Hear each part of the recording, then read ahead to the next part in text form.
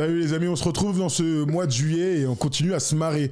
Aujourd'hui, vidéo un peu spéciale, vous avez vu, tu préfères, parce qu'on a été inspiré par nos copains de Rivers Basket Session. Théo MSR a eu la gentillesse de nous filer ce petit jeu, tout simplement. Et en plus, on a eu la surprise d'être à l'intérieur. Donc on a kiffé. On vous réserve les surprises. Vous allez voir, bien sûr, sur le site de Basket Session pour vous procurer ça. C'est parfait pour la plage, pour les semaines avec les copains et pour discuter basket. On va pas spoiler, évidemment, la carte First Team. Mais donc, Erwan, aujourd'hui, on va faire quelques tu préfères. Tom et Jérémy ont mis des posts sur les réseaux et donc on nous a proposé plein de tu préfères. Basket, pas basket. Je suis très curieux de savoir ce qui a été écrit. On va tenter d'y répondre ensemble avec mauvaise foi et calembour. On va commencer avec un tu préfères pour les gens qui nous regardent et qui commentent. Ils sont nombreux. C'est une question que je posais au tout début de First Team souvent. Oui, je suis très inquiet. Tu te souviens? Tu préfères Thomas ou Erwan?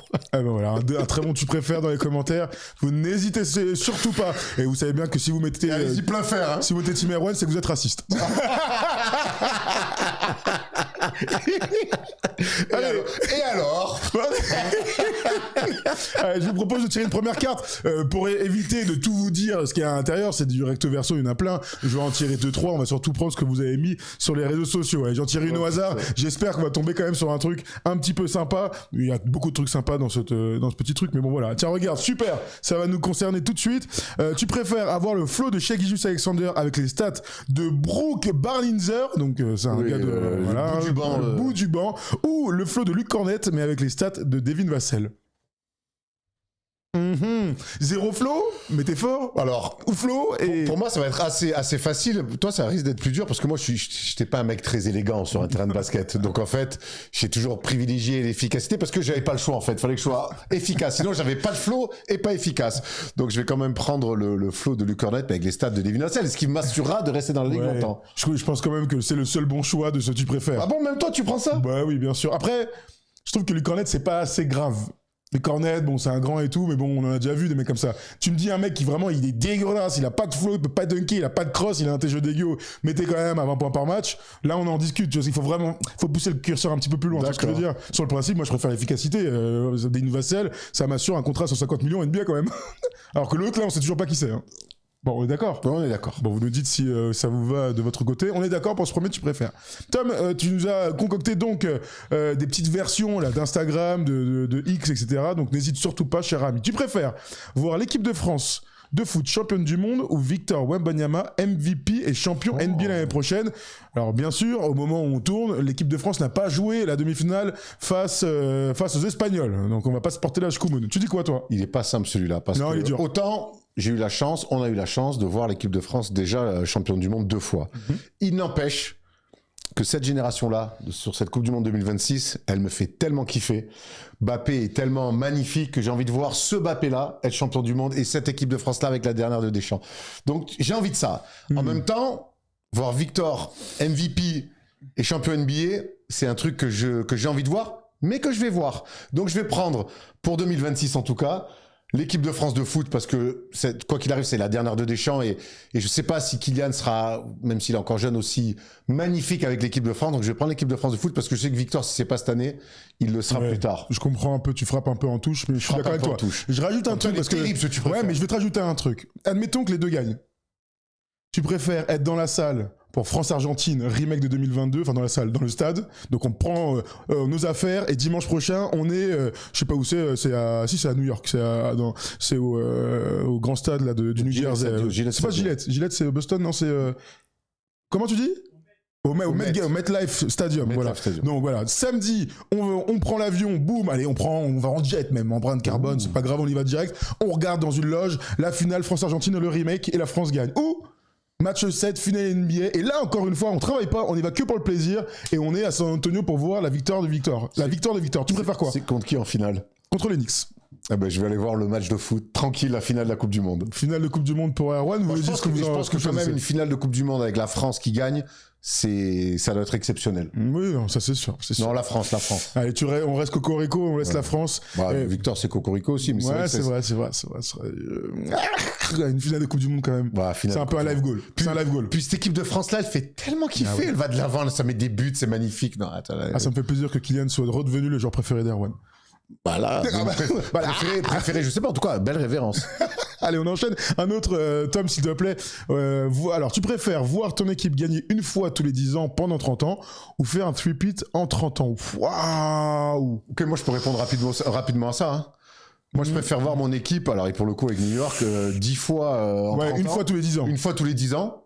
Ouais. Parce qu'en fait, certes, t'as 3 ans de rêve, mais alors faire 27 ans où tu gagnes rien. Disons Chicago Bulls, s'il y avait qu'un seul three-peat et que voilà. C'est très compliqué. Hein. Alors les Bulls, ils ont vécu, on peut même élargir le truc. Les Bulls, ils ont fait 10 ans magnifiques autour de Jordan. Mais gros, depuis, alors il y a eu une finale de conf avec Joachim Noah et Derrick Rose, mais derrière Derrick Rose c'est pété. Derrière, mon gars, c'est familique. Hein. Ouais, c'est vrai. Ils ont rien à se mettre sous la dent. Un titre tous les 10 ans. Pendant 30 ans, ça vous assure 3 générations différentes a priori. Bien sûr. Bah oui. T'as tout connu, le free pit, j'ai même un doublé. Regarde avec mon club de cœur, le PSG, on va même faire. Écoute, la régularité dans la joie, la régularité dans le bonheur. Ah, c'est bien. La régularité dans le bonheur. T'as raison. Allez, moi aussi, je dis la même chose qu'Arwan. On dit un titre tous les 10 ans pendant 30 ans. Ça nous assure quand même 3 décennies de bonheur, même s'il peut y avoir des petites crevasses. On continue, Tom. Qu'est-ce que tu préfères Carmelo Anthony ou Tracy McGrady, des mecs qui n'ont finalement pas exploité à 100% le potentiel qu'on aurait pu imaginer, même si c'est évidemment des stars NBA. Moi, et Hall of Famer. Moi, je vais sur Carmelo tous les jours. Et pourquoi alors?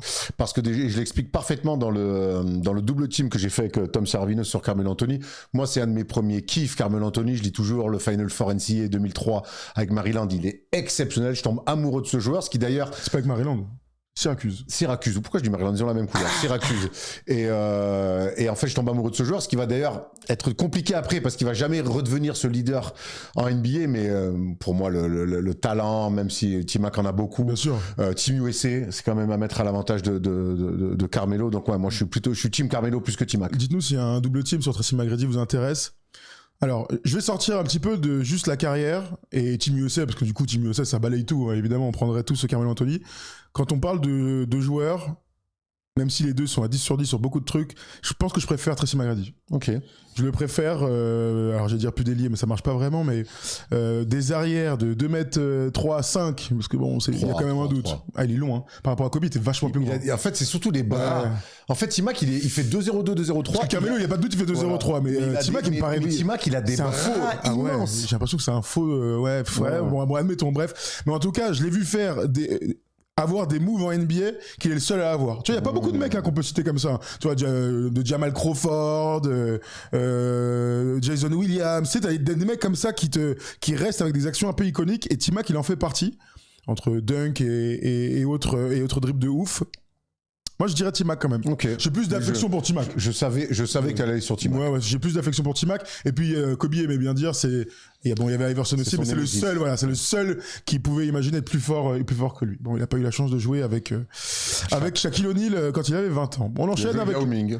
Ouais, les blessures. Après, il y a une réalité, c'est que si Carmelo Anthony nous a déçus, au moins il était sur le terrain. Bon, on peut discuter de plein de trucs. T-Mac, les blessures à Houston, là, on avait la haine, hein. Parce qu'il y avait une belle hype, hein. On les appelait quand même les Shaq et Kobe de Houston. Bref. Un autre. Curry ou Magic pour mener un 5 avec Michael Jordan, LeBron James, Tim Duncan et Hakeem Olajuwon. Qu'est-ce que c'est que cette question? J'ai envie de te dire réponse un peu basique. Pour avoir un peu de spacing, ça peut servir. Je vais mettre Steph Curry. Alors moi, je vais prendre l'inverse de toi. Je vais prendre Magic parce que tu sais, quand on avait fait ce documentaire incroyable, on était même allé à LA faire qui est le meilleur Lakers de tous les temps. Pour moi, c'était Kobe, un peu naturellement. Et c'est vrai qu'en parlant avec les gens, en se renseignant, en rematant des matchs de Magic de l'époque, tu sais, je pense que j'ai toujours eu un respect profond pour lui, mais je crois qu'il y a eu un kiff un petit peu supplémentaire. Et je trouve qu'on met pas assez de bruit, j'arrive pas à trouver le mot. On met pas assez de respect, de lumière. On met pas assez de lumière. On met pas assez de lumière sur qui était vraiment Magic Johnson. Moi, je sais pas, en tout cas, des fois, il est dans mon top 5 all-time. Sur la nouvelle génération, en tout cas. Ah oui. Et donc. Éduquez-vous! Un double team peut-être sur Magic. Alors, Magic, c'est un meneur de jeu d'un autre temps qui n'existe plus. Il faisait 2-0-7, il avait pas un super tir à 3 points, mais une vista, un truc. Non, mais la question, c'est pas est-ce que c'est le meilleur joueur. Moi, tu me proposes un 5 majeur, je te dis, je vais sur quelque chose d'un peu pragmatique, je suis le coach, je prends Steph parce que LeBron, MJ, déjà, t'as compris. Donc, moi, c'est juste ça. Si tu me dis quel est le meilleur joueur des deux, tu me dis Magic, j'ai moins de soucis. Là, c'était vraiment pour le fit. Oui, bon, écoute. En 2026, ce 5-là, bon courage. Mais je reste persuadé qu'à partir du moment où Magic Johnson, même en 2026, prime et le meneur de ton équipe, tout va bien se passer. Ça, Prends Magic Johnson. Bah, très bien. Steph pour moi et Magic pour Erwan. Allez, je prends une petite carte dans le truc de Rivers là. Super, quelle belle idée ça. Tu préfères ton père ou ta mère? Évitez d'y répondre quand même, il pourrait voir quelque chose. Alors, qu'est-ce que je pourrais être? Tiens, j'en prends un là. Ah bah tiens, on reste un petit peu dans le même truc. Pour toi, les Lakers seront à jamais l'équipe de Shaq et Kobe ou de Magic et Karim? Let's go!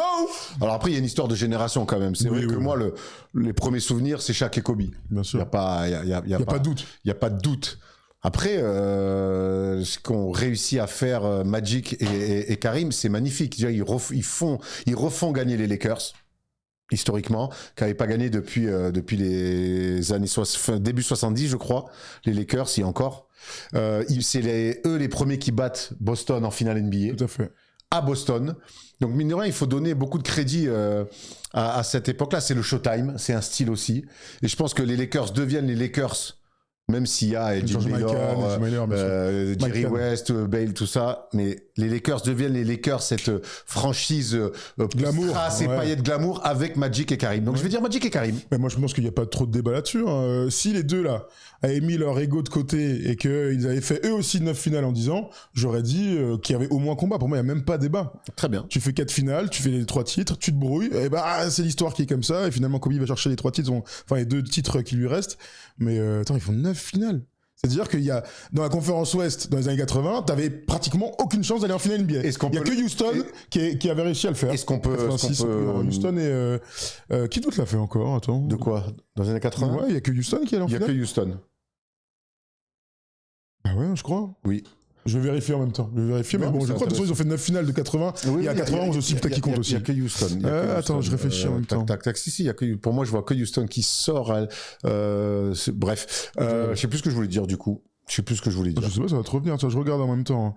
NBA, pour pas dire de bêtises, mais... 81. Attends, fais voir. Je te dis ça mais non, il y a Portland en 89. Et Portland, merci. Et Portland qui va en finale NBA. Bon, voilà pour ce petit tu préfères. Bon, on en profite pour faire un petit décrochage publicitaire. Je sais que vous adorez ça, les gars. Donc, on vous le met un petit peu. Cette vidéo est sponsorisée par Bitpanda. On revient juste après pour continuer à parler basket.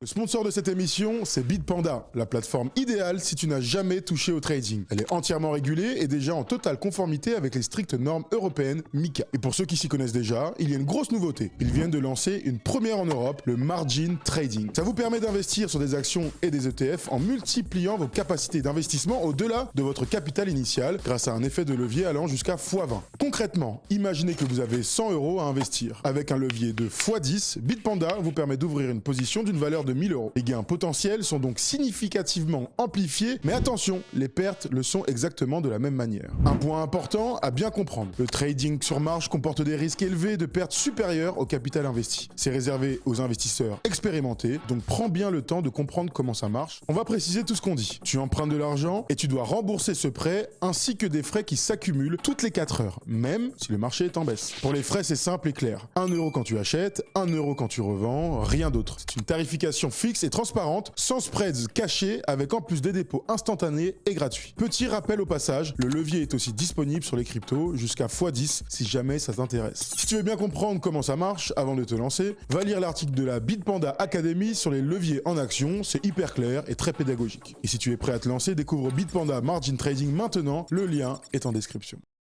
Comme toujours, hein, on vous le répète, vous faites attention et vous vous renseignez avant de mettre de l'argent, quelle que soit d'ailleurs l'application sur laquelle vous allez. Sur Bitpanda, c'est la même chose et c'est interdit aux mineurs. Donc réfléchissez bien sûr, avec le trading au sens très très large. Continue à parler basket, Erwan ? Allez, un petit tu préfères, Tom, vas-y, lance ce que tu as sous la main. Un entretien, vous préférez un entretien de 30 minutes avec Jordan ou avec LeBron, différent de la question du GOAT, on est d'accord. Tu préfères quoi, Erwan? Jojo ou LeBron? Voilà. Jordan, hein. Ah oui.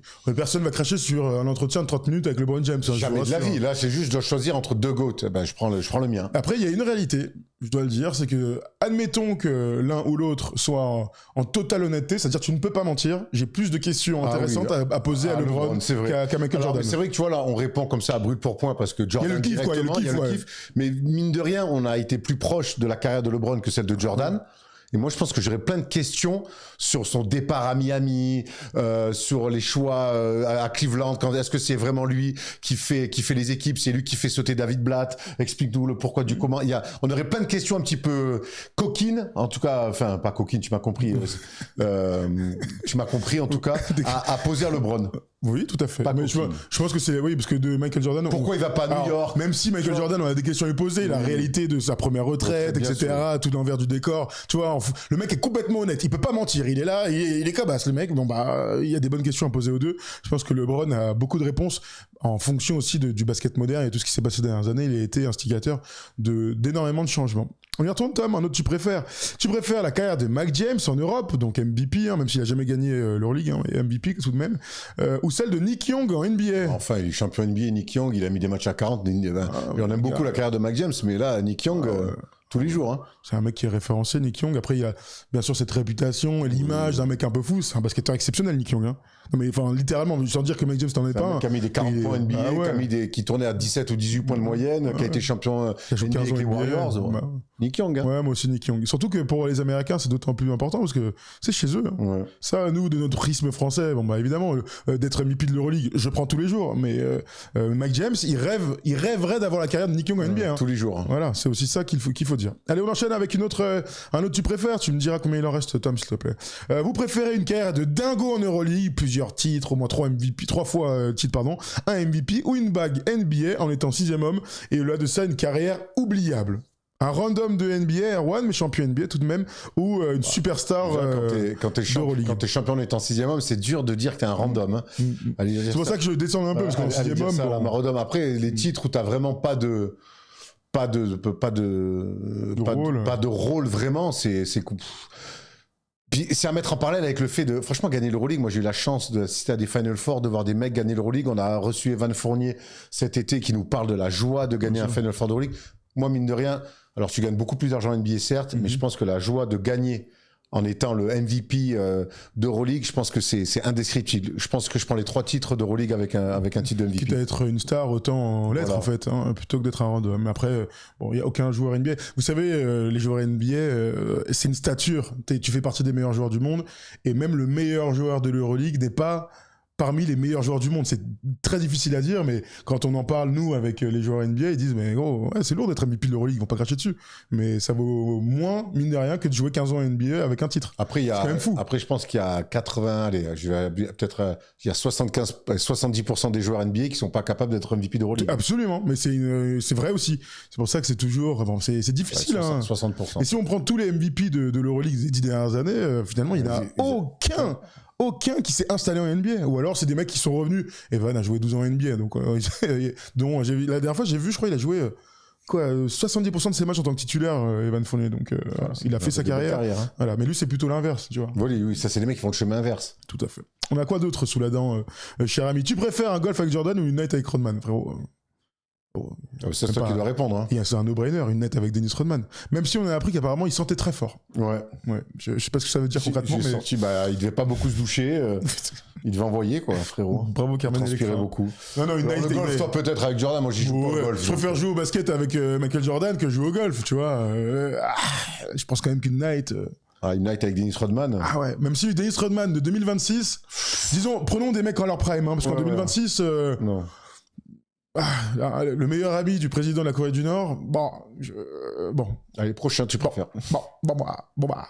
Tu préfères créer une dynastie à Orlando ou gagner un seul titre avec les Lakers? Une dynastie, de quoi on parle? Oui, à partir du moment où on emploie le mot dynastie, c'est-à-dire que t'es dans l'histoire quoi qu'il arrive. Ah ouais, alors, surtout pour une équipe qui a jamais gagné et tout. Dynastie avec Orlando, hein. Ah ouais. Il m'a dit ça comme si c'était Épinal, Orlando, quoi. C'est quoi l'équipe, la franchise la moins sexy de NBA? Tu vois, où, quoi qu'il arrive, créer une dynastie, c'est historique, mais dans quelle franchise, dans quelle ville, t'as l'impression que t'es le 30e ou des endroits les moins sexy. Sacramento. T'es quand même en Californie, hein. Memphis. Memphis. Attends, c'est dans quelle ville? C'est à Milwaukee. Hein. Non, mais c'est à Memphis, tu sais, où ces derniers temps, avec les podcasts, on découvre plein de trucs des joueurs. Ils disent que... Ça craint de fou. Ils disent que tout est catastrophique. Tu vas à l'hôtel même, tu vois, l'hospitalité est minable, les lits sont minables. C'est à Memphis, ça. C'est une ville qui craint terrible, Memphis. Ouais. Mais Memphis, c'est pas très sexy. Ouais, tout le monde dit que c'est... Milwaukee, hein. Tu sais avec qui on en a parlé il y a pas longtemps, un joueur qui est passé là-bas, il a dit vraiment Memphis, c'est hardcore, hein. Memphis, c'est naze. Milwaukee, c'est pas ouf, mais bon, t'as au moins les côtés historiques. T'as Jabbar, t'as Giannis. Bah ouais. Parce qu'après, tu vois, les autres, c'est la Nouvelle-Orléans, qui est une bonne ville en tant que telle, mais la franchise et tout, il y a rien à raconter. Il y a Memphis, qu'est-ce qui d'autre on peut citer d'autres. Portland, c'est quand même une franchise historique. Ouais, quand même. Et puis, censé faire bon vivre, même si on y allait, c'était pas ouf. Faites-nous un peu le classement des top 5 pires franchises de NBA, Washington, pire endroit où être. Ouais. Mais je pense que c'est au-dessus quand même. Washington, c'est sans saveur. Ouais, mais oui, pour l'instant. De notre point de vue, mais tous ceux qui sont allés là-bas disent toujours que c'est une bête de ville. Okay. Tu vois ce que je veux dire? Memphis, les échos qu'on a, c'est chaud. C'est catastrophique. Ça plie un peu la main. Bon, allez, on s'en fait 2 ou 3. Les derniers, vous répondez avec nous, bien sûr. Tu préfères le titre de Dirk Nowitzki en 2021 ou celui de Giannis en 2011, ou de Giannis en 2021? On avait fait cette année une tier list des titres sur la Wina TV qui était très cool. Bon, moi, le titre de Dirk 2011, parce que déjà, il est surprenant, on les attend pas là. Et puis qu'en face, c'est quand même LeBron James avec sa première saison du côté du 8 et qui surprend tout le monde et qu'il fait bégayer LeBron James et que c'est l'un des plus beaux titres de l'histoire. Donc bravo à Giannis en 2021, mais le titre de Dirk pour moi est au-dessus. Vous savez, dans cette tier list, vous pouvez la voir, elle est disponible sur la Wina TV. Le top 3, top 4, c'était Lakers Celtics 2010, 2016 Warriors Cavs, 2011 Mavs Heat. Voilà, donc à un moment donné, si tu le classes parmi le top 3 des meilleures finales de 2021, des plus beaux champions, c'était d'ailleurs. Bon, vous avez compris, Giannis, même si c'est historique et on s'est régalé et tout, c'était en 2021, les salles n'étaient pas complètement pleines, il n'y avait pas la hype habituelle, c'était une saison un petit peu chelou. Non, c'est en dessous, il n'y a pas de doute. Même si les 50 points lors du dernier match, on prend, hein, c'était incroyable. C'est vrai. Quel beau match, ça. C'est vrai. Ouais. On l'avait fait d'ailleurs dans la NBA Classic Game.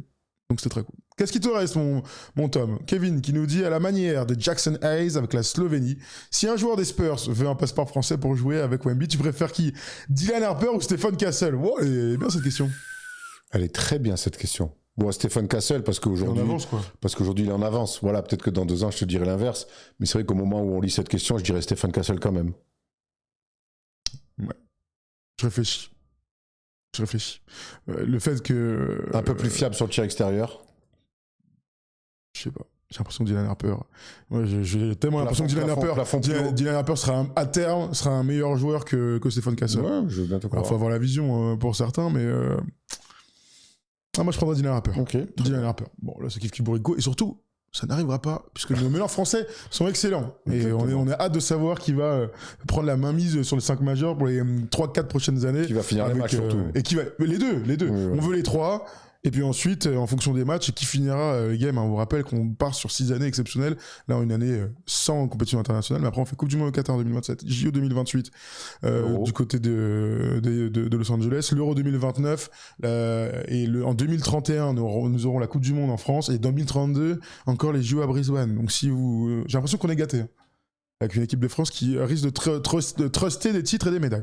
Dernier peut-être. Allez, tu préfères voir, très bonne question, Russell Westbrook en fin de parcours ou James Harden, toujours parmi les meilleurs meneurs de la NBA, avec un titre, Erwan? Westbrook. Oh, on a entendu une réaction. Tom Servino vient de tomber dans les pommes, lui qui est le fan numéro 1 de James Harden. Westbrook, c'est 2 joueurs. Moi, j'ai beaucoup aimé. Moi, j'étais fan de James Harden quand il arrive à Houston. Vraiment, les 2 premières saisons de Houston avec James Harden, c'est exceptionnel. Après, je trouve qu'au-delà de son talent immense, il est tombé un peu dans une parodie de lui, par ses côtés où je veux pas défendre, son côté un peu starlet à partir, même si des fois, comme du côté de Philly, il avait des raisons qui pouvaient s'entendre. Je trouve que j'ai quand même beaucoup plus d'empathie, de respect, j'ai respect pour les 2 joueurs, mais j'ai un peu plus d'empathie pour la carrière de Westbrook, donc qui a marqué l'histoire par des triples-doubles, et donc j'irai sur Westbrook. Alors, ce qui est sûr, c'est que la grande différence qu'on a entre les deux, c'est qu'il y en a un qui a l'air d'adorer le basket, et c'est Russell Westbrook. Alors, James Harden, il va continuer à jouer, les gars, ils vont jusqu'à 40 ans, cette génération, là, KD, Steph Curry et tout, ils vont jusqu'à 40, derrière le sillon de LeBron.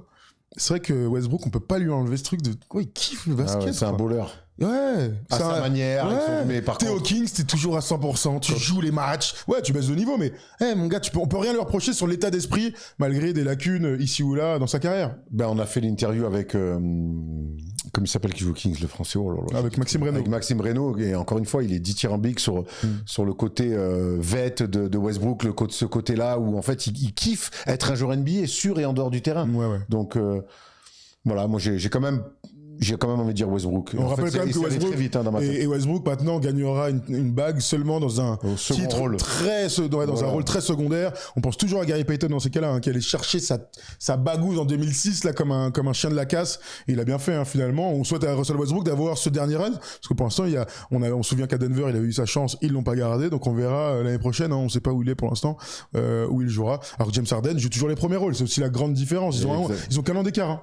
C'est fou quand même. Hein. Ouais. KD est toujours dans les premiers rôles, évidemment. James Harden, il est toujours meneur titulaire d'une top équipe de l'Est. Et Westbrook, son déclin est arrivé plus vite. Mais c'est vrai. On l'avait prévu. C'est vrai, on l'avait annoncé. Désolé, Russell. Allez, une dernière parce qu'elle était super cette question. Vas-y. Tu préfères être millionnaire et ne plus regarder un match NBA de ta vie ou l'inverse ? L'argent ne fait pas le bonheur, hein, les gars. L'argent ne fait pas le bonheur. T'as tout à fait raison, frérot. J'ai 43 ans. Si on me donne le choix aujourd'hui, si je suis millionnaire, c'est vrai que je peux arrêter de travailler. Il n'y a aucun problème, je regarde plus de matchs NBA. Je te dis tout de suite. Hein. Non, Erwan, je suis pas d'accord avec lui. Moi, la NBA est trop importante pour moi. Te priver d'un des trucs que je préfère pour être millionnaire, non. Non, vraiment, C'est quoi millionnaire ? C'est en fait ça, c'est 1 million ou c'est... Bah, t'es millionnaire, on s'en fout, t'es millionnaire. Non, en fait, ce que je vais faire, c'est que je vais continuer à regarder les matchs NBA parce que First Team est mon métier et ce métier-là va me rendre millionnaire. Ah, d'accord, bien sûr. Mais il y a des trucs comme ça, tu vois, être millionnaire avec plaisir et merci à tous hein, pour nous soutenir pour qu'un jour on atteigne bah attends parce que regarde un patrimoine de 20 000 € déjà. Plus de matchs NBA mais par contre tu peux regarder de l'Euroleague, tu peux aller voir les Euros, les Coupes du Monde, je me prive d'un truc trop important pour moi aujourd'hui. La NBA dans ma vie est un pilier. Ouais mais non mais c'est ça. Mais je prends quand même, c'est important d'avoir deux visions des choses. Non, on peut aussi être d'accord parce que là faut être... Non mais moi tu me dis plus de NBA mais gros j'ai commencé à regarder la NBA quand j'avais 10 ans. J'ai 36 ans, 26 ans, mais c'est une rupture, tu rentres chez toi, ta meuf elle est partie, il n'y a plus les meubles, il y a plus et dans, vide. Tu sais, si on devait hiérarchiser les trucs les plus importants de ma vie, sur lesquels je devrais faire vraiment une ligne là comme ça, vraiment, tu fais la ligne, tu l'as appelé Port de l'Oseille, franchement, ça serait, je sais pas, 5e, 6e, 7e, donc très très haut dans ma vie. Eh oui. Très très haut dans ma vie. De plus regarder de NBA. Après, il y a d'autres championnats. Il y a Victor qui déboule, j'en suis comme as. T'as vu le match hier ? Non, avec du scène du nez là. Par contre, j'ai regardé un excellent match de haut de tableau norvégien. Et là, je peux te dire. De hockey sur glace. C'est basket. Non, mais c'est basket. Alors, sur l'attaque de zone de la 2-3 là, ils font des choses intéressantes à Helsinki, qui est en Finlande et pas en Norvège. Ce serait incroyable.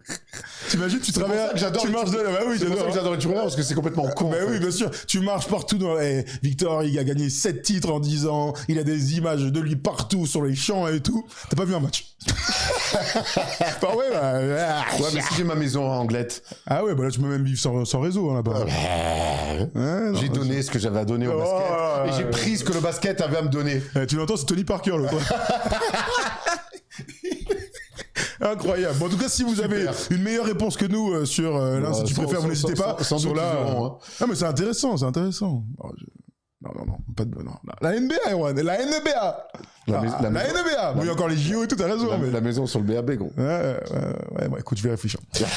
Bon, voilà, c'était une super vidéo. Si ça vous a plu, vous n'hésitez surtout pas à nous dire. On le refera avec plaisir. Grave. Encore une fois, bravo à toute l'équipe de Rivers pour cet excellent travail. Regardez, n'hésitez pas à aller vous le procurer sur le site de Basket Session. Comme toujours, on est ensemble avec les copains de Rivers. Donc voilà, le parfait petit jeu pour l'été, entre amis, entre familles, entre passionnés, surtout de basket. Parce qu'il y a 2-3 trucs, c'est que pour nous. Hein. Exactement. C'est que pour nous. Donc bravo à vous pour l'excellent travail. Merci à tous pour le soutien. On se retrouve bien sûr s'il y a d'autres news. Mais ça, c'est une vidéo qui va vivre longtemps, j'en suis persuadé. Merci à tous, merci aux équipes de Léo. Merci à tout First Team, merci à Erwan. Et puis à très vite.